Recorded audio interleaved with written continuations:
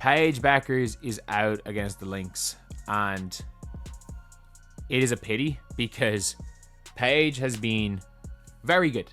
She's been very good this season. The WNBA's brightest rookie star is stuck in a nightmare no young athlete should ever endure. Caught in the crossfire of her own team, Paige Bueckers, the generational talent expected to elevate the Dallas Wings, now finds her career in jeopardy before it even begins. Plagued by lingering injuries and forced to share the court with DiJonai Carrington, one of the league's most reckless and controversial players, Bueckers is paying the price for the WNBA's silence. As the league turns a blind eye to dangerous on-court behavior, it's not just games being lost, it's futures, health, and the promise of tomorrow's superstar. At this point, I don't believe DiJonai Carrington is going to make it throughout the season, man. Fans is demanding for her to be banned from the league because she did 2 dirty plays in her matchup yesterday against the Seattle Storm. Yes, 2 dirty plays plus a flagrant foul. This is starting to become a habit for DiJonai Carrington, and as of right now, it's looking real spooky for her. Let's begin with the harsh truth confronting Paige Bueckers. The no one overall pick, hailed as a once-in-a-generation talent and expected to fill arenas, now finds herself battling a string of injuries that seem anything but coincidental. Her promising career has been derailed before it's even started, and all eyes are turning toward DiJonai Carrington, whose reckless and aggressive style of play has raised serious concerns. Bueckers isn't just fighting for minutes, she's fighting to stay safe on her own team. But DiJonai just did it again. Like, it happens once a game right now. And how DiJonai Carrington did not get called for a flagrant foul like on this, she has the greatest whistle of all time because, like, look, how many times does this need to happen before, like this is going viral even on freaking Brick Center. Paige Bueckers suffered a concussion in late May, forcing her to miss 4 key games. But this isn't just an unfortunate injury or routine wear and tear from the grind of the season. The hit came on May 29th against the Chicago Sky. And while DiJonai Carrington wasn't directly responsible, the timing raises serious red flags. What makes this so frustrating is the emerging pattern. Injuries seem to trail Carrington from team to team. It's not a coincidence anymore, it's a warning sign. And yet, the league continues to ignore the risks, leaving players like Bueckers to deal with the consequences. To block. And no reason to get Williams landing zone. Thug play. Exactly. This is insane. Exactly.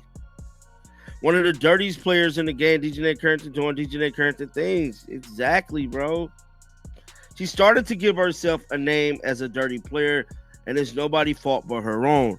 Paige Bueckers was placed in concussion protocol after initially showing no symptoms during the game, only to wake up the next day with headaches and other alarming signs. Her delayed reaction forced her to sit out key matchups against Seattle, Los Angeles, and Minnesota games the Dallas Wings desperately needed to stay afloat at a miserable 1-9 record. With their star rookie sidelined, the team lost more than just points. They lost momentum, leadership, and a fighting chance to salvage their season. In a tweet from Underdog WNBA, the Paige Bueckers is out for concussion protocol. I have no idea when Paige Bueckers got hit. I have absolutely no idea. And maybe that could have been why she was very, very, very cautious at the end of the game. What's even more troubling is that Paige Bueckers was just beginning to hit her stride when this setback struck. Averaging a strong 14.7 points and 6.7 assists per game, she had quickly made history as the fastest player in over a decade to notch 40 career assists, earning comparisons to some of the WNBA's all-time greats. But instead of building on that momentum and refining her pro game, Bueckers now finds herself sidelined in concussion protocol, left to wonder if the next practice might end with another trip to the ER. This isn't growth, it's survival in a broken system. Coach Paige was listed as probable, downgraded to out. You don't always see that. Can you give us any update on how she's doing? Just dealing with an illness and just being extremely cautious and supportive as an organization. So, if you are enjoying, please subscribe. As Paige Bueckers works through her recovery, her teammate DJ Carrington continues to wreak havoc on the court with a style of play more suited to a combat sport than professional basketball. This isn't a one-off incident. It's a disturbing pattern that's been well documented. In her latest outburst, Carrington violently grabbed Los Angeles Sparks guard Sarah Ashley Barker by the hair and yanked her to the floor, a move that looked more like an assault than a foul. The announcers were visibly shaken, with one even remarking that if Barker had been wearing extensions, they could have been ripped clean out. This wasn't a defensive play. It was WWE-level aggression hiding behind a jersey. Incredibly, the officials called it a simple common foul, brushing aside what many saw as a blatant act of violence. The league's silence speaks volumes. Up until this point, I think quite a few of DiJonai's flagrants and dirty plays, or sorry, not dirty plays, dangerous plays, could be explained off as her getting almost too excited, trying to get a block, and just doing reckless things. Whereas this play cannot be explained off by that. This play cannot be explained off by that. And like, you've got the this is the commentator. This is the commentator. Whoa! Earlier this season, Carrington committed a reckless, flagrant foul against Jessica Shepard that nearly injured Paige Bueckers as well. With just over 4 minutes left in the third quarter, Carrington aggressively lunged at Shepard during a fast break, delivering a forearm that could have caused serious harm. Although officials upgraded the infraction to a flagrant one, the punishment seemed minimal and failed to address the severity of her actions. Additionally, Carrington's infamous eye poke remains a stark example of her dangerous conduct. In 2024, she intentionally targeted Caitlin Clark, leaving the Rookie of the Year with a black eye that persisted for weeks. Slow-motion footage revealed Carrington bending her hand with her nails pointed directly at Clark's face, yet no substantial disciplinary measures were taken. The league's silence was deafening, seemingly emboldening Carrington to continue her pattern of aggressive, risky play without consequence. This ongoing pattern raises serious concerns about player safety and league accountability. Dude, keep DiJonai Carrington far away from my team, man. Keep DiJonai Carrington far away from my team. There's a difference between playing hard and just playing reckless. Playing hard and playing dirty. Playing hard and playing like DiJonai Carrington. There is a huge difference. If having DJ Carrington as a teammate wasn't challenging enough, Paige Bueckers also has to contend with Nelisa Smith, who has been widely labeled as the worst player in the WNBA this season. Smith, who is Carrington's girlfriend, has contributed to a tense and dysfunctional locker room atmosphere. Once seen as a promising prospect after being drafted second overall in 2022, Smith's decline has been nothing short of shocking. She now ranks as the league's statistically worst performer, with poor performances and a seeming disinterest in team success, making her a liability on the court. Her struggles and attitude have only added to the toxicity, especially when combined with the volatile personalities of Carrington and Smith. The relationship between the two creates a destructive dynamic that puts players like Bueckers in a difficult spot. Bueckers not only has to worry about Carrington's dangerous and reckless play during games and practices, but also navigates a locker room where two players appear more invested in their personal relationship than in the team's well-being or success. Worse still, Smith and Carrington had the audacity to joke about Carrington's eye poke incident on Instagram Live, with Smith accidentally poking Carrington's eye and both laughing off serious questions about the Clark incident. Such behavior demonstrates a shocking lack of professionalism, respect, and accountability, highlighting the urgent need for league intervention to ensure players' safety and a healthier team environment. And flagrant fouls. How come every time I'm watching a flagrant foul, you're committing the foul?